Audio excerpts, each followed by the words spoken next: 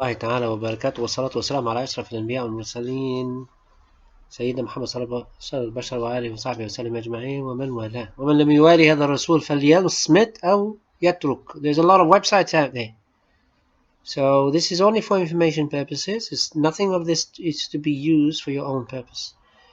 If you're a Muslim, of course, we have Iman for Rasulullah sallallahu alaihi wasallam. You're gonna like what we say. If you do not, you either listen or you just get out of here. Continuing on from where I've actually finished from my personal book, the Quran versus the people. Al-Quran يتحدى الناس, and it is still the biggest challenge in this world, in this dunya, until al-akhirah and after that. So we finished talking about how the series of attacks on the Western world gave them the impression that Islam is the aggressive. And Jim Chowdhury and his cronies in the UK, they have the Sharia patrols. You know, I've heard one of them even was saying, he was asked, what do you want? What are you expecting from Sharia? I said, I want to see more hands getting cut off more hands. As if Sharia is all about cutting off hands. Wal-'iyadhu billah. What is wrong with those people? And the other thing, when you ask someone, do you want Sharia law? They say, oh, we want Sharia law. So what do you want from Sharia law? Get all the actors and actresses and dancers and shoot them in public. Well, what about you? Why won't you start praying? Wallahi, until they all start praying, I'll pray. Oh, the poor fella, he's waiting for Islah al-Ummah. حبيبي لا يغير الله قوما إلا ما غيروا بأنفسهم. You'll have to change what in yourself first before Allah subhanahu wa ta'ala even help you to change yourself. Continuing on, جلب الوعي الإسلامي إلى الغرب. How did the West even find out about Islam, and how did they find out that Islam, let's say Islam is the bad boy, which is not, but how did they get that? Through their heads. So I found basically, I'm going to start with my own experience. But before this, we'll have to understand that the attacks that used to happen in the 70s and 80s were never linked to the Quran. But why is it linked to the Quran now? Because there's a new flavor, man. We need to attack the Quran. So how do you attack the Quran? Well, link things to the Quran. Easy. You don't need to be a genius. You don't have to be a genius. You can be a billy goat. Taste min taste and link it to the Quran. Easy. That's easy. The attacks in the 70s and 80s were all communist attacks, communist ideas. Russia worked very well within the Middle East. Why? Because they were all poor, and they spread socialism. And socialism is basically, they cut off something called theology, which is believing in Allah subhanahu wa ta'ala. I remember 1984 when I was in Kuwait in an English school, and a bomb blew up and it shattered glasses like nobody's business, and they've attacked the French embassy, the American embassy, and that was Iran. And that wasn't linked to any jihad. It wasn't even linked to any Islamic jihad, or even to a Shia jihad. But why did it happen? For warning the Kuwaitis supporting Saddam Hussein during the Gulf War. The Gulf War in the 80s was referring to only Iraq and Iran. That's all it is. And America used to supply weapons to both. America used to. There's a huge thing about Oliver North. You can search that yourself. The 2 months before 1984's attack in Kuwait, I remember. I do remember that there was an attack on the Marines by Imad Mughniye.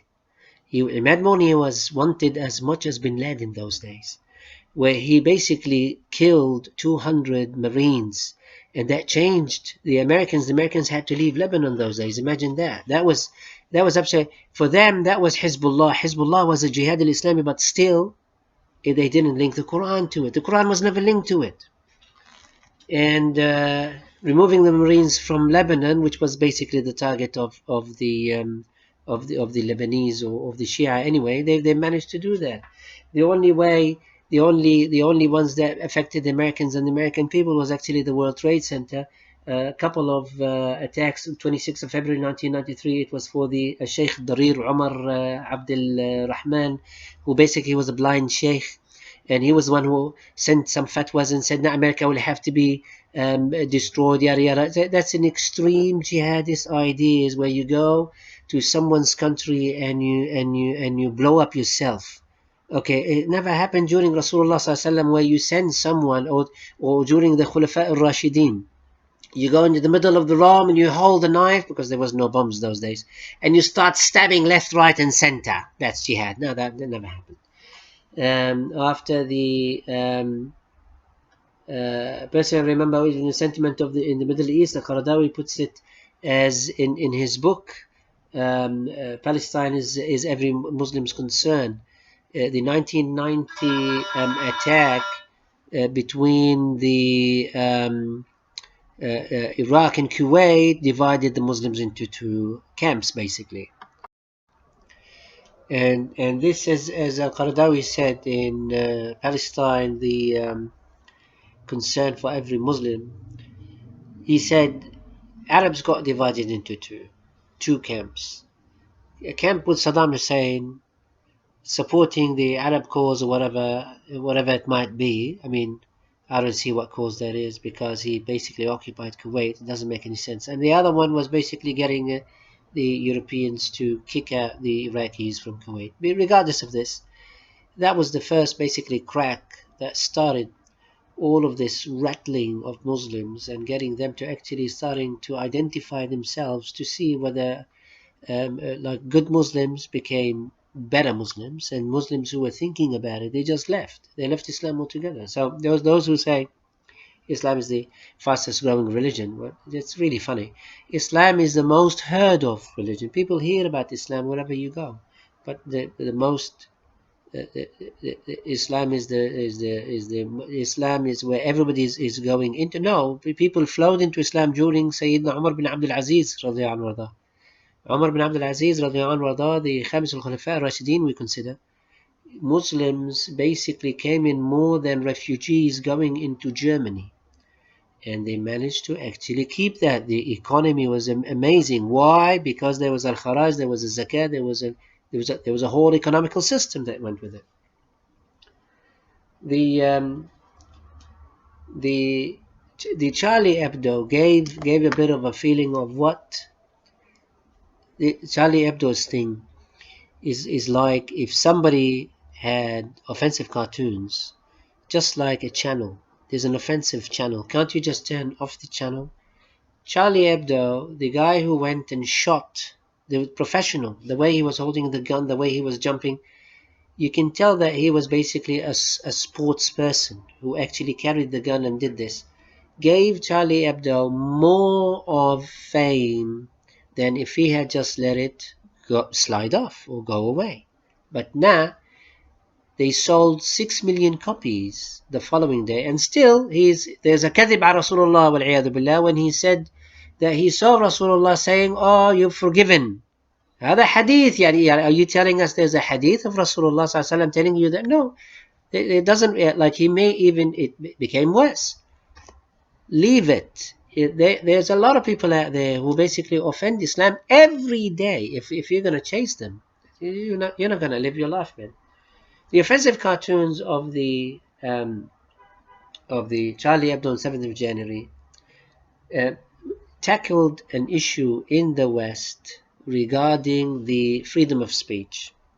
It's basically, we can insult you. They want us as Muslims go out, take the Quran wal billah, and burn it and say this is freedom of speech. Yes, we're happy with that. It's not going to happen. That's not going to happen, because we do take the Quran seriously, and the Muslims take the Quran seriously.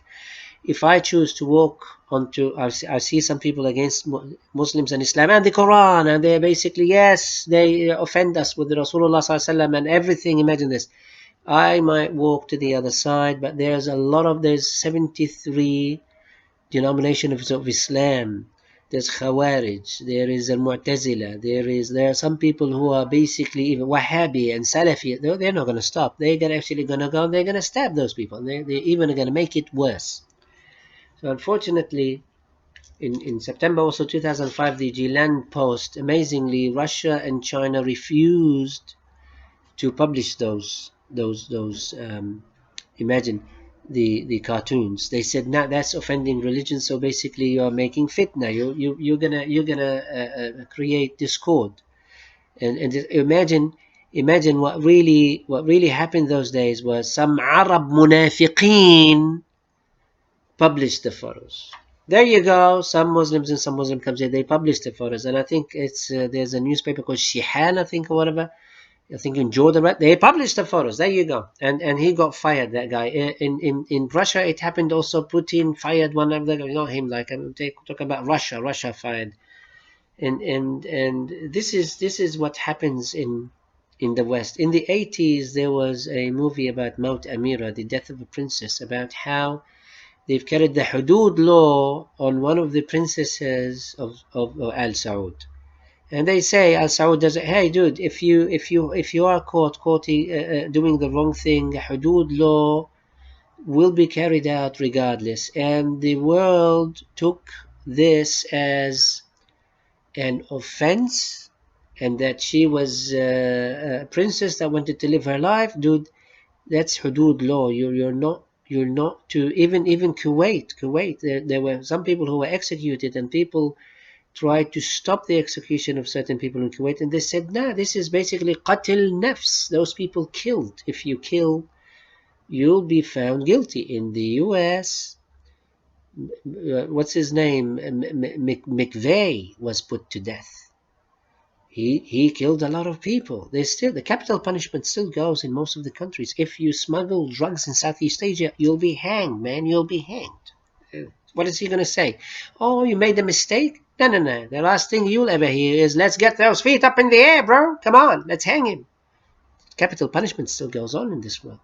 So you're not gonna take your ethics and say, "Well, my ethics is basically I love everybody. Everybody should live, and let's smoke marijuana and let's burn the Quran." That's not ethics. That's your opinion. That's your opinion. And don't pin your opinion on people who you do not understand. Um, the When they asked King Khalid of Saudi Arabia, rahimahullah, he died. King Khalid was a nice guy, they used to say. His policies was a bit different. They asked him, "Why won't you let it slide off?" When he called the British ambassador and he kicked him out. Saudi Arabia used to kick out a lot of people. He said, "There are some things that are so hard to ignore. This is honor, sharaf." So there you go. It's something to learn from.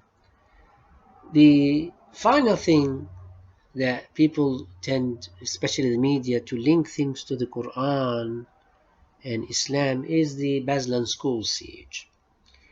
There is no justification in taking a school and school children and having hijabi women and men with beards and torturing children.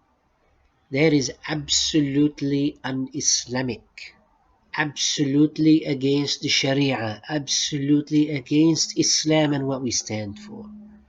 What happened there tainted the Muslims for life. And then they were dealing with the Russians. So good luck with that. There you go. You think Putin is like those people? Human rights. What human rights, dude? You're talking to the Russians. There you go. And that's the final thing. And after this, inshallah, we'll be talking about أول اتصال أوروبي, which is basically how was the first contact with Muslims to the Muslims in Europe happened and came together.